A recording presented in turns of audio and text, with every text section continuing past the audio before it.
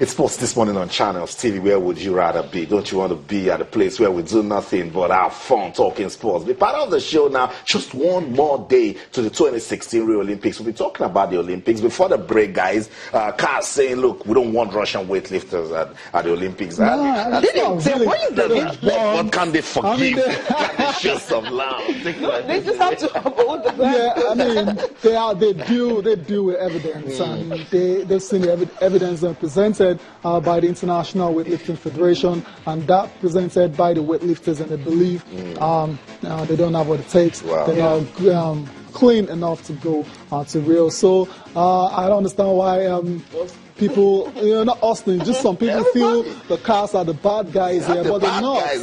But the Russians can think they are the bad guys, but they're not. On Tuesday, I mean, they also dismissed an appeal by the Russian rowers in similar they're just doing their job. And of course, last month, the executive met and they talked about all this issue about doping and everything. Now you're looking at Russia. It's not just about Russia, and even CAS also said Kazakhstan and Belarus also, they're still awaiting confirmation of the positive test from the IOC before implementing suspension on them also. So the Belarusian and so Kazakhstan's weightlifters might not, they're still still hanging, but because as Russia, remember in London 2012 finished third, right, overall, and most of their medals actually came from athletics, and all of them are not coming, and the other one was actually weightlifting, and of course few of their boxers and all that. So weightlifting athletics out now, so Russia may not just be in the top 20 at the to summarize what you're saying now, that's why the Russians feel CAS are the bad guys here for upholding the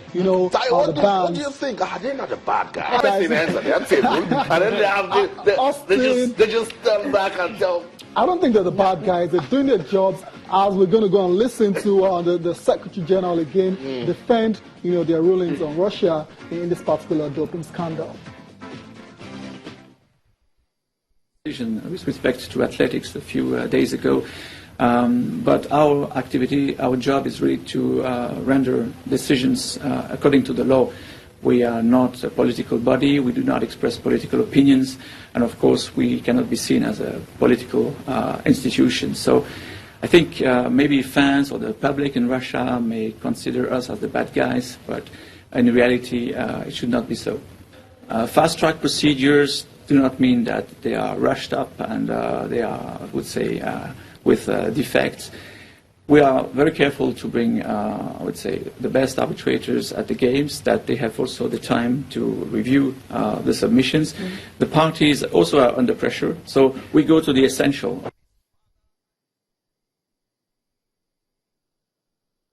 Okay, so CAS tries to tell us that they are not the bad guys. Well, not to Russia. Bad guys in quotes, because they've not really done anything bad.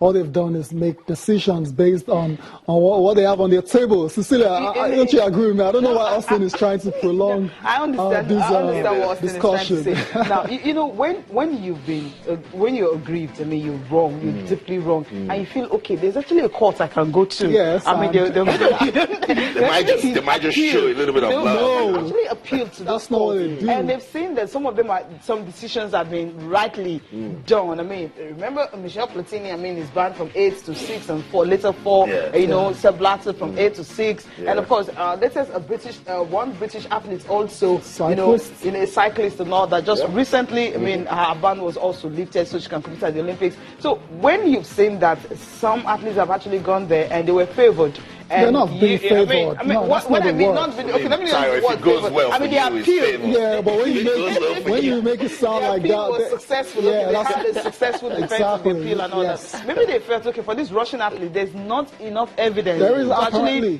lift the ban. So they have to just uphold what the international body has done. Okay, let me do my Russian brothers, just imagine it being okay, CAS is with the book of life, and these Russians, okay, they've told them, you might not go to hellfire, but before you go to heaven, you must pass through CAS. CAS can just write Russia into that book, and then CAS says, yes, we think you should go the other way. Very unfortunate. They are the bad guys. Very unfortunate for Russia. The appeals have so far been unsuccessful, and that's no one's fault but theirs. Because even this appeal we're talking about, they don't even have to prove beyond reasonable doubt or anything like that. It's based on balance of probabilities.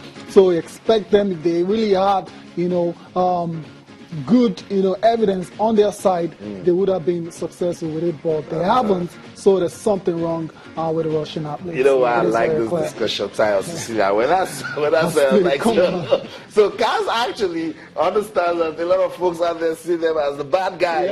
So they just let to clear. But we know, CAS cannot, see what is blue and say it is black. Exactly. Russia isn't doing the right thing, and they have evidences, and they've gone through the McLaren report, and they have enough proof to say, look, you cannot participate at the games, and that's what it will be. Let's bring you into the discussion. We'll be talking about the 2016 Rio Olympics. It's pretty tough for Russian athletes. Well, it shouldn't be tough for you to join us on the program and have some fun on Twitter. We're channels_sports, Facebook channels, IFL Sports, email sportsthismorning@channelstv.com. What are you talking about? The Olympics. What do you think the world can do with the Olympics? You heard from the Pope. He says we should use it as a tool for world peace and unity. Talk to us with the hashtag Rio Olympics. Cecilia told you the story of Nigeria's football team to the Olympics. Don't forget, they have a very early morning game, Nigerian time, on Friday. They're playing Thursday night in Brazil.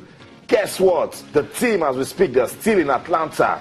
Embarrassing, disgraceful, shouldn't be heard of a country of ours, Nigeria, giants of Africa, and we love football team. Since the 29th of last month, they've been in Atlanta. Wow, disappointing. Be part of that discussion. Let's speak to somebody in the Ministry of Sports this morning. Let's speak to officials of the Nigeria Olympic Committee. What's going on? Why are we going through this now? The team should have been in Manaus conditioning, getting ready for the opening game against Japan. Now they file out and someone will expect them to win. We don't love this story. We must change it. It's not good for football or sports whatsoever in Nigeria. Not a good story at all. We'll talk about it this morning on the show. But we want you to tell us what you think about that. We say, now, I understand why we can't even say dream team. How can we dream with this sort of preparations? They are stranded in Atlanta. It's a shame. Sweet. It's a shame. It's a shame because it's amazing. Last night I was trying to monitor progress, what's happening. I was like, okay, TMBT was going to give us the breaking news. Hey, they've left and all that. But hey, nothing was coming. Okay, the VP, the vice president, had to intervene, and they said, okay, they brought what's it called? They brought an aircraft before, and it was too small. It was going to contain like two. It was too small, so they needed a bigger one. So that had to go. Yeah, they were going to bring a bigger one for them to actually travel down. I was like, I don't understand. Why didn't somebody just make the arrangement before now? Why don't we talk about the guys that are in Rio already? They will come out. Because they didn't just want to go.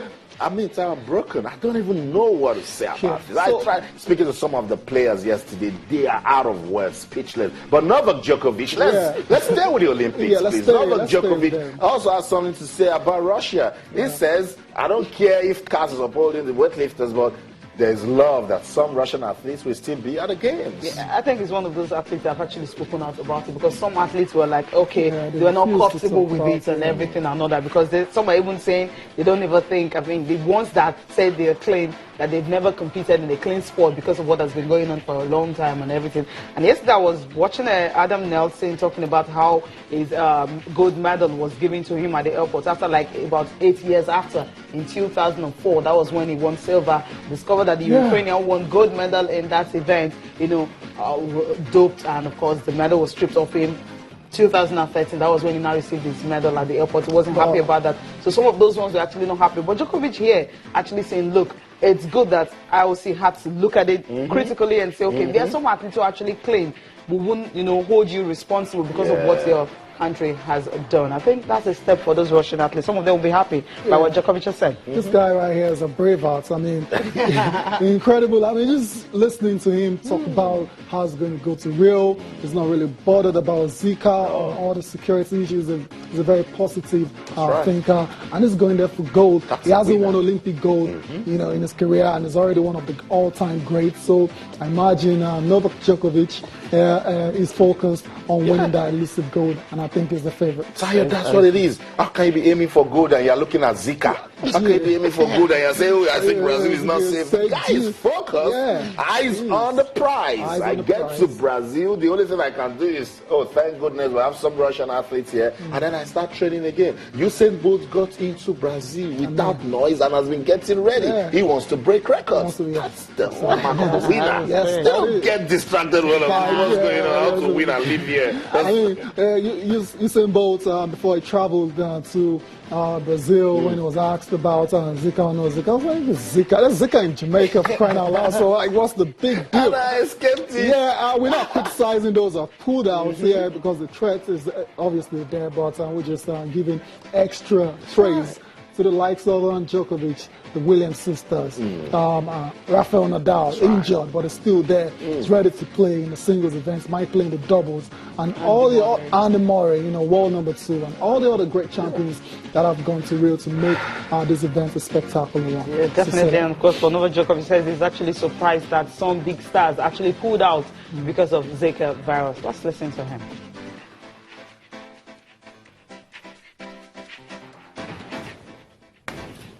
Obviously, it's not something that is good for sport. Russia, first of all, is a global power in sport, and to hear and to read about what was happening in the last couple of months was definitely, from an athlete perspective, not good for Russia, not good for international sport, not good for Olympic Games. Whether or not that's correct, I cannot say anything about it because I don't know what was happening, honestly. I don't want to make any kind of stance there because, again, I don't have an adequate details about that case. But at least to some extent, I'm glad that there are some Russian athletes being part of the games. I wasn't expecting to see that many players from the top of the tennis world pull out, but everybody, each one of them had their own reason, and you gotta respect that. But we still, I think, have a strong field, with Murray and Nadal, myself, and Nishikori, and these guys, Tsonga. We're all here, and we're gonna, of course, put in a great show.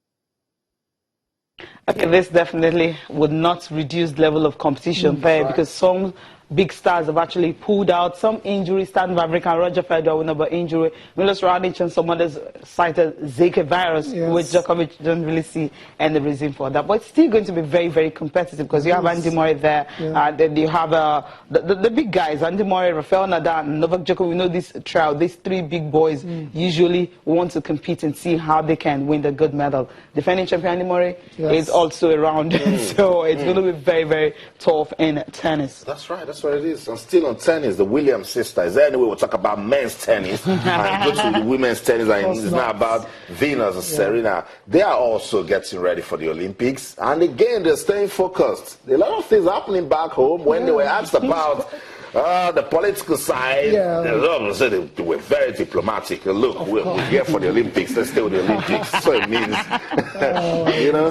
That's how to act. You just tell them, okay, what you want is love. What you want is everybody to be together. What you want is to come here and win a medal and nothing more. That's what you should be focused on. That's how you like what you say. Look at Venus. Yeah, I mean, she's looking really...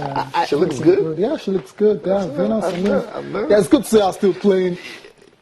It's good to see her still playing. Wait, Tayo, hold on. Why are you struggling to actually say something about Venus Williams? I'm just trying to compose my thoughts. But that was a good. That was a very nice shot of Venus Williams. Yes. So as I was saying, it's good to see her still playing at this age. Yeah. And a lot of people, have ruled her out a long time ago, but she still gets into finals of WTA tours, and now she's at the Olympics. That's right. She try and win gold, which might be a bit too tough for her, but when you have Serena there, they can go on and actually dominate, and they can go on and win the doubles as well. So I imagine they're looking forward to living Rio with medals around their necks. And again, about Zika from them. They said they were actually prepared. I mean, they had That's what it is. Come on. It's just like it's about goals and objectives, like what you want to achieve, and it's for about 15, 17 days, and then you get it done. So that's it. The show is sports this morning. We're having fun talking sports. We're going to a quick break. When we come back, there's still so much to talk about. Stay.